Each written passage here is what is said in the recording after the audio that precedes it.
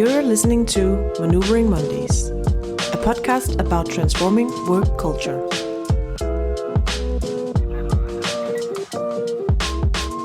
In this first part of the episode, we follow the fictional story of Marie, who's an HR manager in the edtech company Zebra Apps, as she maneuvers the challenges of transforming their work culture.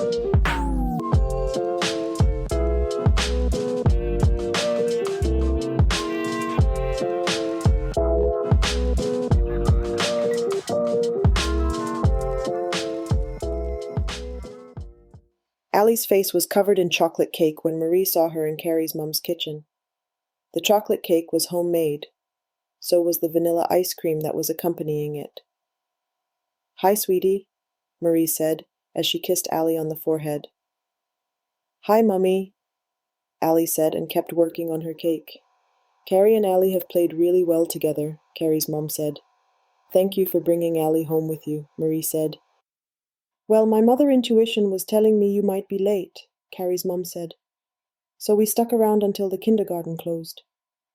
"I really appreciate it," Marie said. "Good thing we did too," Carrie's mum went on. "You never showed." "There is a lot going on at work right now," Marie said. "Well, somehow the rest of us managed to pick our kids up before closing anyway," Carrie's mum said. "And some of us remembered to bring sprinkles and ornaments for events," she continued. Marie looked at Carrie's mum in disbelief. "I called Thomas too, you know," Carrie's mum continued. "He is on his way." "Why would you call both of us?" Marie asked. "I think it is time the two of you have a bit of a chat about your priorities," Carrie's mum said. Marie got up from her chair. She could feel blood flowing to her face. "Who do you think you are?" Marie said.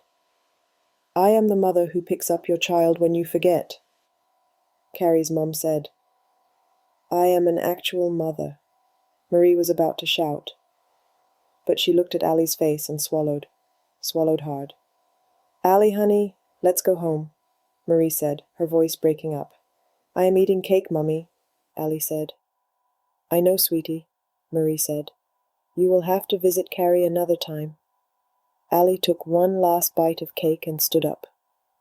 "Bye, Carrie," Allie said, waving to her friend. Marie looked at Carrie's mum one more time. "Thank you for picking up Allie," she said sternly. "You are not going to take my child without my consent again." "Would you rather let the social authorities pick her up?" Carrie's mum said. "I would rather let the kindergarten call her mother," Marie said. Marie bent down and helped Allie tie her shoes. "Bye-bye," Allie said, and waved at Carrie's mum. "You be brave, honey," Carrie's mum said. Marie looked back at Carrie's mum and slammed the door as hardly as she could on her way out. "That was loud, Mummy," Allie said. "That was very loud, honey," Marie said. Allie was already asleep when Thomas arrived. He had been at an off-site with his company that Anne has helped arrange. Marie was filling the dishwasher when he walked in. "I'm home," Thomas shouted. "I'm in the kitchen," Marie shouted. Thomas walked in. Marie turned to kiss him, but he pulled away. "Carrie's mum called," he said. Marie rolled her eyes.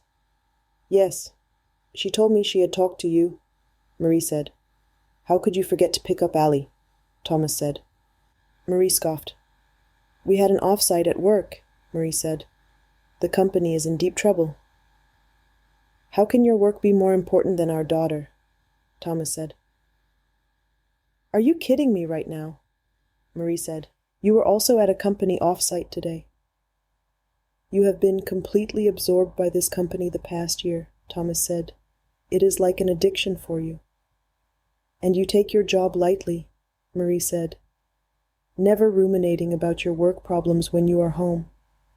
It not about that, Marie," he said. "Look at you. You have lost weight in the last months." Thomas pulled out the waist of Marie's pencil skirt. Marie shook his hand off. "Have you eaten at all today?" he asked. "Yes, I have eaten," Marie said. "Have you eaten multiple meals?" Thomas asked. "Everyone is on my case for my eating habits," Marie shouted. "I eat for crying out loud." Carrie's mum said that you shouted at her, Thomas said. Marie looked him straight in the face. Did that woman call you again after I left? She said. She called me like 3 times today, Thomas said. How often does she call you? Marie asked. I don't know, Thomas said. A couple times a week. And what does she want a couple times a week? Marie asked. I don't always pick up, Thomas said. He looked at Marie.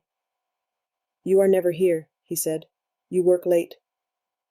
And is Carrie's mum here? Marie asked. What are you implying? Thomas said. Marie looked at him. He sighed. No, Carrie's mum is not here, he said. I love you, Marie. Marie rolled her eyes. Thomas shrugged. I don't even know what her name is, Thomas said. It's not Carrie's mum, you mean, Marie said. Thomas chuckled. I am pretty sure she has her own name, he said. Then he pulled Marie in for a hug. Jason called Marie Sunday morning and had asked her to meet for brunch. Marie and Thomas had spent most of the weekend arguing and discussing Marie's working habits and eating patterns, so she was eager to get out of the house. Marie arrived at the same brunch place where she and Jason had met when he announced that he decided to return to Zebra. Marie found Jason sitting at a booth facing Jacques. You missed all the drama last Friday evening, Jacques said. I had my own drama Friday, Marie said. Home drama, Jason said. I will take work drama any day over home drama, Jacques said. Marie nodded. What happened Friday after I left? Marie asked. We made several decisions, Jacques said, one of them being investigating whether ASLO could be sold off completely. Wow, Marie said, that I did not see coming. That is why I called both of you here, Jason said. I have a bit of an unorthodox idea I want to run by you. Marie looked at Jason. How is it that you are in the loop of what is happening here? She asked. I talked to Shane and Andrea afterwards, he said. And I called him too, Jacques said. We need all brains working on this. Marie shrugged. What is your idea? She asked. The waiter arrived with a juice and a cinnamon bun, placing them in front of Marie. I ordered for you, Jacques said. As long as you don't actually eat it too, Marie said. She took a bite of her bun. While I was away from Zebra, Jason said, I was working for the defense contractor. Quite the choice of employer for a pacifist, Marie said. Even though it turned out not to be my cup of tea, Jason went on, I was right about the military being in a transition when it comes to their approach to learning. Marie took a sip of her juice. The war in Ukraine is not just physical, Jason continued. It is as much a war in information. For example, there was a campaign recently about how the wife of Ukraine's president had spent excessive amounts of money on jewelry. It turned out to be completely fake, but it almost deterred the U.S. Congress from providing additional aid to Ukraine. What does this have to do with learning? Jacques asked. What the defense contractor actually does, Jason said, is train counter-information officers to investigate and retaliate such information campaigns. But since the Russian tactics keep changing, the officers need to be retrained almost on a weekly basis. There is a full corps of trainers who create new curricula every week to ensure that the information officers can be effective. This sounds like a perfect use case for ASLO, Marie said. Jason looked down into his coffee cup. I have wanted to contribute to the war effort ever since the war started, he said. We tried to get Zebra to donate ASLO to the displaced children of Ukraine. But actually, providing ASLO as a tool in the war effort would make a much bigger difference. Why wouldn't the defense contractor just become a user of ASLO? Jacques asked. They cannot risk that anyone else has access to any of their information, Jason said. They would want to store ASLO on their own servers, inaccessible from the outside world. So they would buy the whole platform, Marie said. Yes, Jason said, and keep it confidential. And we would have to offboard all of our existing users, Jock said. But we are losing money on them anyway, Jason said. This way we ingest capital into the system to be able to invest in the data center. Have you spoken to Natalie about this? Marie asked. I cannot go to Natalie directly with this, Jason said. Plus, I shouldn't officially be saying what the defense contractor actually does. This could be a viable path, Jacques said. Marie nodded. We just need to get everyone else on board, Marie said. A shift in learning. I have been fearing this day was coming, Marie said, sitting across from Willie in the conference center. It was morning, and Marie was holding a cup of fresh coffee in her hands. Once Shane told me that he had told you about my casting, Willie said. I thought I might as well get it over with. What role will you be playing? Marie asked. I will be playing a supporting part in a musical, Willie said. It's a brand new piece by a Ukrainian playwright. You never cease to amaze me, Willie, Marie said. It's not a big part, Willie said, but it is enough to pay the bills. Willie looked around. And it seems like this place is coming apart at the seams, he said. Marie followed the same trajectory as Willie's gaze. I am not sure it is falling apart as much as shape-shifting, she said. My last day will be the end of the month, he said. Thank you for the notice, Marie said. They both looked at their coffees. What made you choose to pursue your passions now? Marie asked. Willie smiled. I made quite the impression with the sugar stunt, Willie said. That was a solid piece of performance art, Marie said. But the biggest push was when I discovered you were considering discontinuing the data center, Willie said. He sighed. I had worked so hard to make that data center the very best it could be, he said. I know every single piece of machinery in there. Marie bit her lips. But I also asked myself, why am I investing so much in a career that I never actually wanted, Willie said. What if I took the same chance on myself as Richard has taken on me? Marie smiled. Seems like your bet has paid off, she said. We are still in rehearsals, he said. But I will apply myself as much to being a performance artist as I have to being a data center technician. Marie put her hand on Willie's. I am certain that you will be great at whatever you put your mind to, she said. Marie was walking up the stairs to give Paul and Mark the news of Willie's resignation when she met Mark in the stairwell. I want to talk to you about a resignation, Marie said. How did you hear about it already? Mark asked. Wait, what? Marie said. Mark lifted an eyebrow. What are you talking about? He asked. Willie just resigned, Marie said. He has gotten a part in a musical. Mark smiled. Good for him, Mark said. He has always been a creative soul. Which resignation are you talking about? Marie asked. Jenny's, Mark said. She just resigned half an hour ago. Marie looked into the middle distance. Did she give a reason? Marie asked. She just sent an email, Mark said. No explanation. We can both probably guess that last week's workshop must be at play, Marie said. It doesn't really matter, though, Mark said. The fact is that she is resigning and has asked to be put on garden leave effective immediately. Marie nodded. I was going to find you to discuss who we could assign as head of engineering in the interim, Mark said. Lily, Marie said. Mark raised his eyebrows.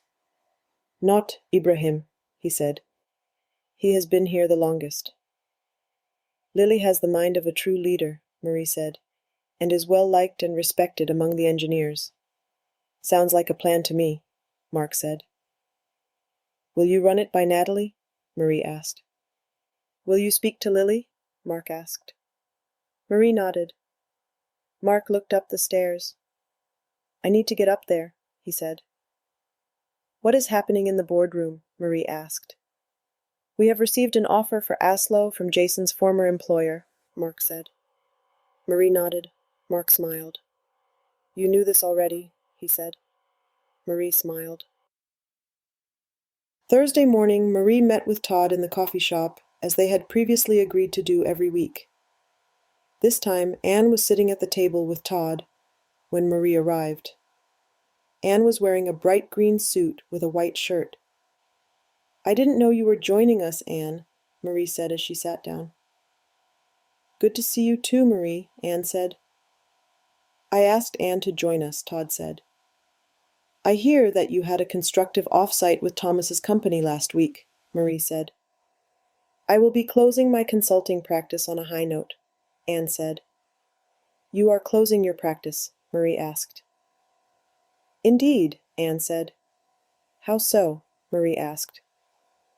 "This is why I invited Anne to join us," Todd said. "Just like you and I, Anne is a fellow traveler, trying to make companies work." Marie looked at Anne. "You will be joining a company full-time?" Marie asked. "I will be joining Jason's former company," Anne said.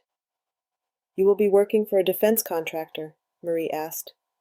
"It seems like they may be in need of my specific product expertise," Anne said.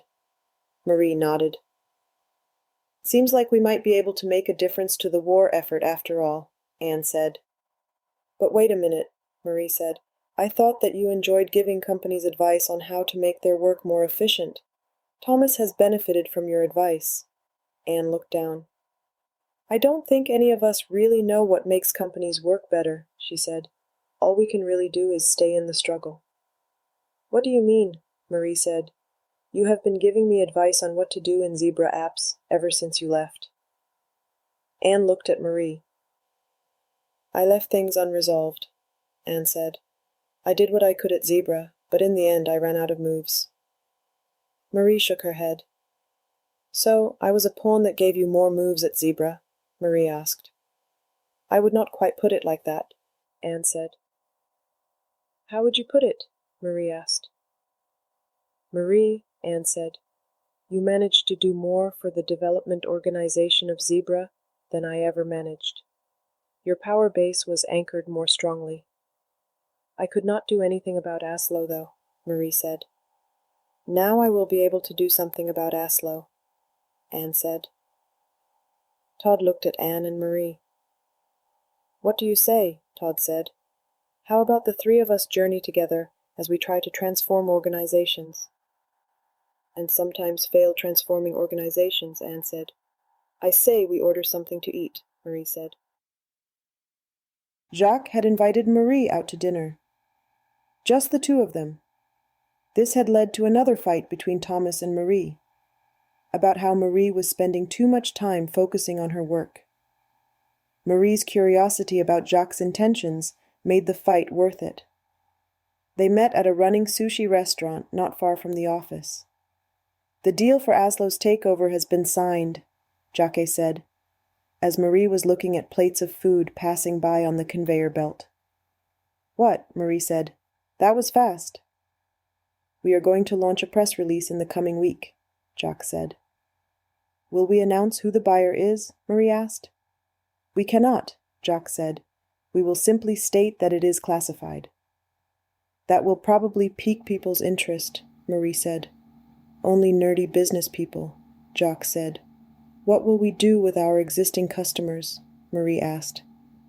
"Natalie and Jason have devised an alternative solution for them using one of our older applications," Jacques said.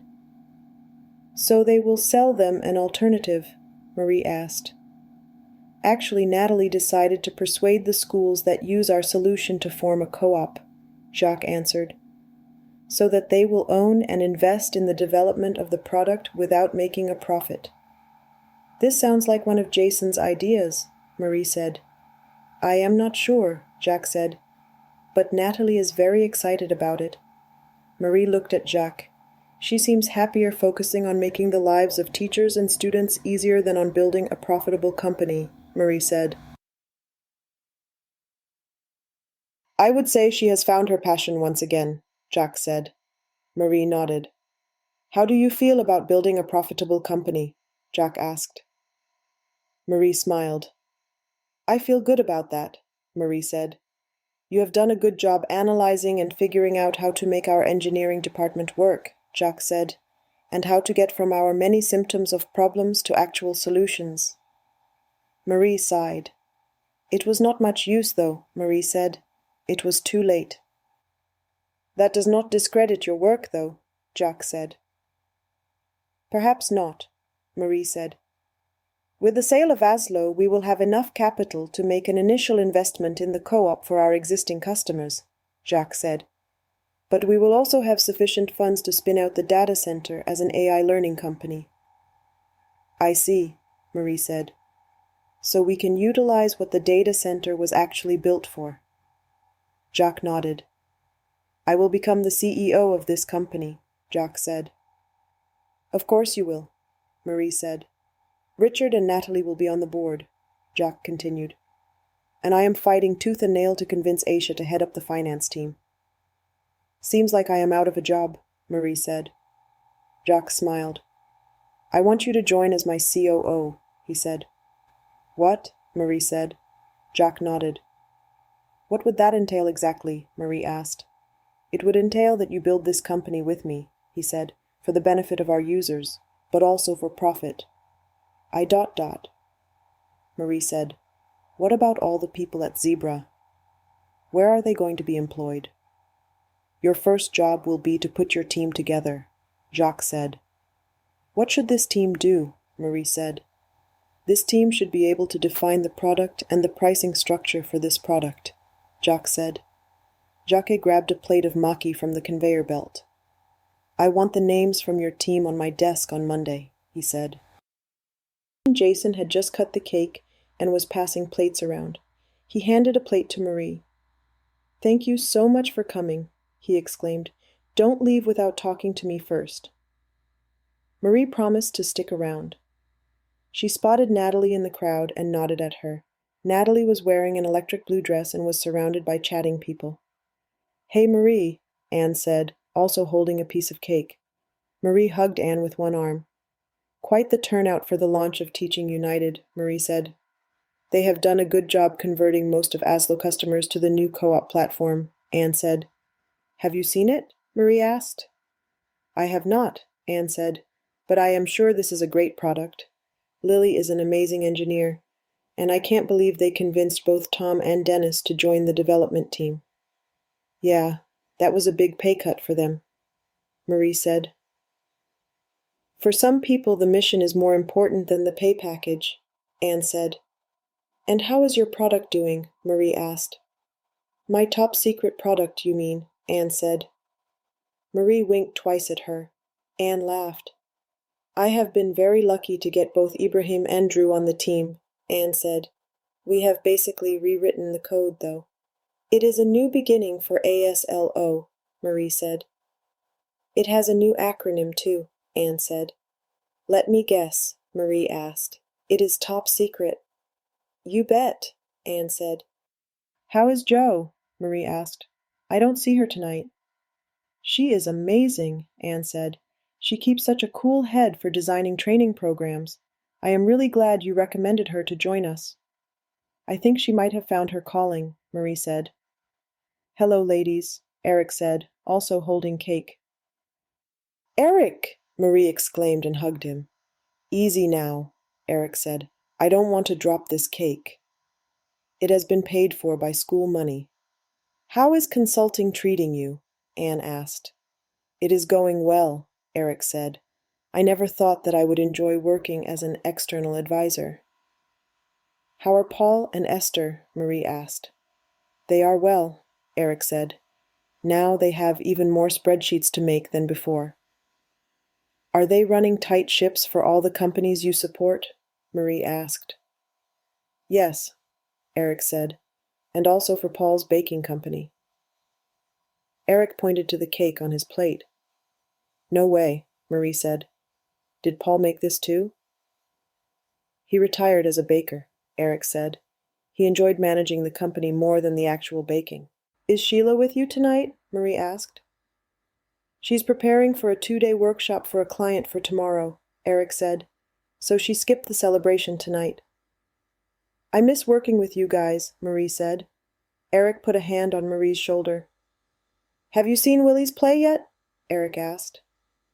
I have seen it, Anne said. He is phenomenal. I had no idea he could sing like that.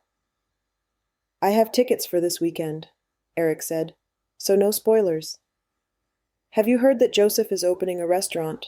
Marie asked. What? Anne said. No. Marie nodded.